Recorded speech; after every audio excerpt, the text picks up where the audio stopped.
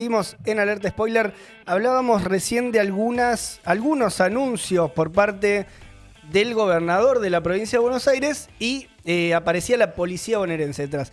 En el marco de una situación donde, bueno, hay otras jerarquías, ¿no? También otras cuestiones, otros aspectos en los cuales atender, a los cuales darle también una importancia en la provincia de Buenos Aires, y uno de ellos, sin lugar a dudas, es el tema de la educación y de la educación pública en particular. Así que para charlar un poco de este tema y de cómo está la situación respecto de esto en la provincia, qué escenario también se viene, estamos en comunicación con Natalia González Celigra, docente, bueno, referente del SUTEBA Matanza y referente y candidata del PTS, del Frente de Izquierda y los Trabajadores Unidad también. Buenos días, Nati, ¿cómo estás? Hola, ¿qué tal? Buen día. ¿Cómo ¿Cómo estás? andás? Buen viernes. Y bueno, te recibimos antes con esa imagen un tanto chocante de Axel Kicillof, el Kicillof. gobernador de la provincia, anunciando un aumento para la policía bonaerense. Y hay una situación bastante crítica en lo que hace a la educación en la provincia de Buenos Aires. ¿Cuál es tu visión respecto de esto? Sí, yo me veía la noticia, además de que plantea, digamos, esto que vos decís de las prioridades que tiene el gobierno en campaña, ¿no?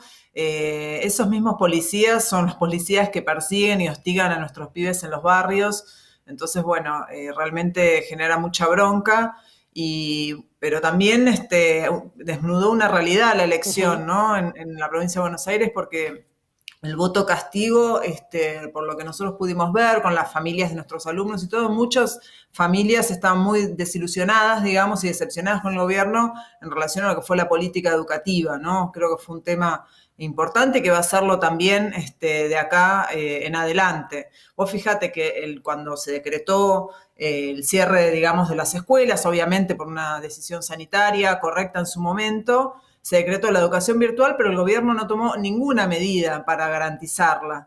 Fue un fracaso total la política del gobierno. Vos fíjate que Trota asumió, ¿no?, con el gobierno nacional en 2019 diciendo vamos a acabar con la desigualdad, alentando la educación, ¿no es cierto? Bueno, en la provincia de Buenos Aires, que la educación afecta a 5 millones de niñas, adolescentes y sus familias, el propio gobierno reconoció que el 17% de la matrícula, es decir, más de 800.000 estudiantes de primaria y secundaria, tienen saberes pendientes o quedaron totalmente desvinculados, digamos, de la escuela. Son 300.000 los que están totalmente desvinculados porque tuvieron que ir a laburar, porque se quedaron sin casa, ¿no? Pues sus familias no pudieron pagar alquiler y se tuvieron que mudar, porque atraviesan situaciones muy críticas en sus familias. Todo esto lo vimos los docentes y las docentes durante toda la pandemia, y por eso peleamos por recursos para educación este año y medio. Nos organizamos en asambleas, en comisiones de seguridad e higiene cuando nos querían imponer la presencialidad sin condiciones, pero no fue la decisión del gobierno, digamos, de priorizar la educación. Por eso hoy, después de este lapso, digamos, que gobernó el peronismo, podemos decir que el Estado no garantizó el derecho a la educación sobre todo para los sectores más golpeados de la crisis, Ujú. ¿no? Y Sí. ahora están preocupados por las elecciones y quieren resolverlo para recuperar votos. Entonces lo hacen precarizando aún más la educación. Vos hablás de precarización, ¿por qué? Porque conocés docentes precarizadas, porque padres te hablan de la precarización, porque los vivimos misma en las escuelas que das clases. Mira, estos anuncios que hizo Kicillof y la ministra de Educación hace unas semanas, se trata de un plan, el plan Más ATR, que sería un programa donde los docentes contratarían 30.000 docentes para asistir, digamos, a los estudiantes que están con los contenidos desfasados, digamos, o atrasados, y que deben materias del año pasado o quedaron atrasados, ¿no? Bueno, estos docentes que contrata el gobierno es la segunda vez que lo hace ya en pandemia, es el segundo año que genera este plan, que es un programa que contrata a término, es decir, por unos meses a los docentes. Tienen menos derechos que los docentes mal llamados estables, digamos, que tenemos un estatuto que vendría a ser el convenio, digamos, de nuestra rama. Tienen menos derechos de eso, por ejemplo, los días de licencia, los días de vacaciones. a los auxiliares y algunos cargos les pagan en negro. E incluso, como lo que le importa al gobierno es cerrar los números, y hay tantas materias que deben por ejemplo, en secundaria, que es donde yo trabajo, hay muchas áreas, digamos, donde los chicos tienen que recuperar, pero no hay docentes de todas las áreas. Bueno, los ponen a dar, digamos, las materias, recuperar cualquier materia sin importar la formación que tengan. Es decir, que los sectores más golpeados por la crisis les van a garantizar solo los contenidos elementales. Por eso decimos precarización de la docencia, del trabajo, y una precarización de la educación para los sectores que tienen ya sus vidas precarizadas, ¿no? Entonces, esto quiero llamar la atención porque cuando el gobierno repite, digamos, la receta, es la segunda vez que lo aplica, es porque tiene una intención de estabilizar la precarización, de que venga para quedarse, ¿no? Y no es una política que los sindicatos rechacen, por el contrario. Baradel, la Celeste en Suteba, en la provincia, ha aplaudido y promueve estas medidas y estos programas, ¿no? Entonces nosotros queremos denunciar esta situación de la precarización porque ya lo vimos en otro momento. En el año 2008 y 2010, con el gobierno de Cristina, se aplicaron los planes Fines. ¿Es el mismo modelo? ¿Cómo? ¿Es el mismo modelo el plan Fines que el ATR? Es muy parecido, ¿no? El plan Fines era para la educación de adultos y desde el año 2008-2010 a esta parte se fueron reemplazando esos cargos de Fines, que son planes precarios, por los docentes estables, ¿no? Entonces, al día de hoy está absolutamente desmantelada la rama de adultos. Vidal aprovechó esta precarización en su gestión y cerró los bachilleratos populares, los bachilleratos, que es la educación para adultos.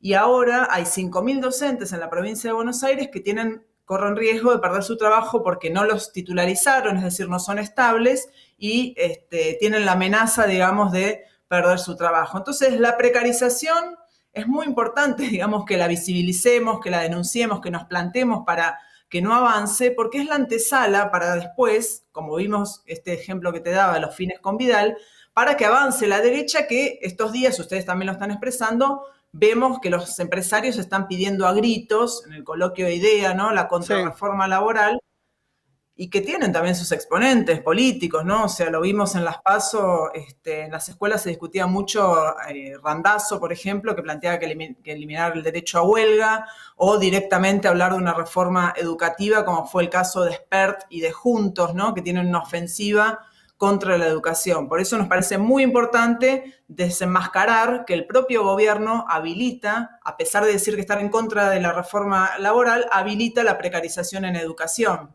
Claro, claro. Ahí hay un tema, digamos, por la extensión, ¿no?, del sector al cual afecta. O sea, por un lado vos dabas el dato de 5 millones de estudiantes, más las familias que están, que es parte también de la comunidad educativa ahí en la provincia de Buenos Aires, y este debate o esta ofensiva del gobierno de avanzar con una mayor precarización también ahí, en el marco de un debate general, ¿no?, que hace a cómo se reorganizan las fuerzas, ¿no?, del trabajo en Argentina en el marco de una fuerte crisis.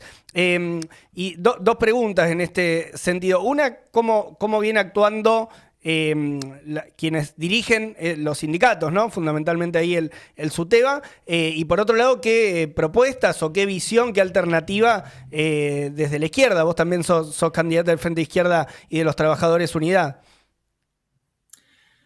Sí, es importante esto que planteas, Leo, porque además vimos también a empresarios, digamos, envalentonados como los de Toyota, y quería contar, digamos, un ejemplo que me parece que ilustra la intencionalidad que tiene el empresariado en la injerencia de la educación. Por ejemplo, Toyota tiene un centro laboral que se llama, es un centro de formación laboral en la propia planta, ¿no? Es un centro de formación que depende del gobierno de la provincia, donde hace poquito se recibieron 340 estudiantes y vimos cómo hace poquito el gerente de Toyota decía que no encontraba estudiantes secundarios para su formación. Lo que está pidiendo es injerencia en los contenidos para formar, digamos, obreros esclavos, claro, o manos de obra barata. Por eso es muy importante que los docentes, las familias nos planteemos para defender la educación, y en esto no tenemos de aliados, digamos, a los dirigentes sindicales que están funcionando casi como funcionarios sin cartera, digamos,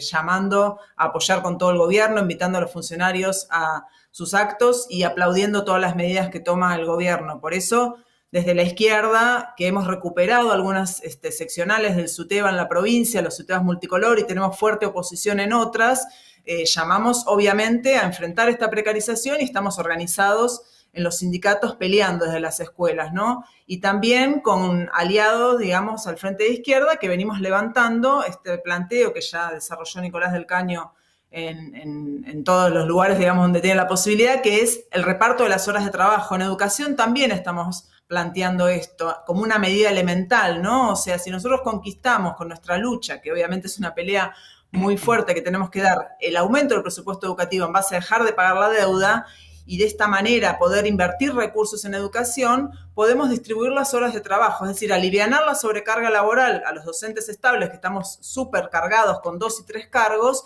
y dar una respuesta a esos 50.000 docentes que están boyando de programa en programa hace muchos años, totalmente precarizados. Para eso planteamos que los docentes tenemos que trabajar 6 horas, un cargo, digamos, de 4 horas frente al curso y dedicar 2 horas para las tareas pedagógicas con un salario igual a la canasta familiar, y de esta manera tomar la primera medida elemental, obviamente, para pelear por una calidad educativa, digamos, que es una pelea también muy importante para los sectores populares, ¿no? Creo que es una pelea central en Argentina para que no se cristalice nuevamente, como hemos visto en otras crisis, generaciones de pibes pobres con una educación degradada y sus familias que pagan la crisis. Obviamente que esto es una pelea enorme que tenemos que arrancársela a los sindicatos con nuestra organización, la lucha, y en unidad con otros sectores para ganar las calles e imponerlo. Por eso, obviamente, desde nuestros lugares también estamos llamando a todos los compañeros en las escuelas a que impulsen la campaña del Frente de Izquierda con nosotros, en los barrios, en las escuelas,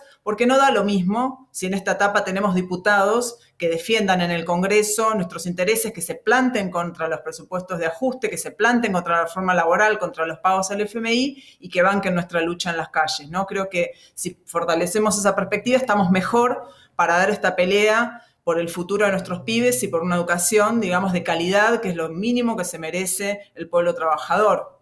Bueno, importante